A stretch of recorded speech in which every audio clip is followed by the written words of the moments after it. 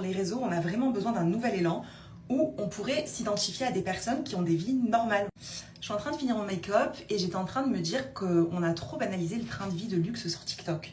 Dans le sens où on voit beaucoup de contenu d'influenceurs, influenceuses qui mènent une vie de rêve littéralement. Ils reçoivent des super produits, ils partent en voyage, ils sont propriétaires, ils suivent vraiment les lignes de la vie pour le meilleur. Bon, après, parfois aussi pour le pire, parce que quand tu as beaucoup de visibilité, tu peux forcément avoir des polémiques autour de toi. On a vraiment besoin d'un nouvel élan où on pourrait s'identifier à des personnes qui ont des vies normales, voilà. Par exemple, qui n'ont pas du tout une salle de bain esthétique. Alors autant au début de YouTube, tout ça, tu pouvais t'identifier un petit peu aux influenceurs. Mais maintenant, d'un côté, leur vie, elle nous fait rêver, mais d'un autre côté, j'ai l'impression qu'on les regarde juste pour prendre notre petite dopamine du jour et puis repartir, quoi. Un peu la galère pour tout le monde au final, tout augmente, on n'arrive pas forcément à faire ce qu'on voudrait selon notre âge. Je pense aussi qu'il faut que parfois on apprenne à se contenter de ce qu'on a.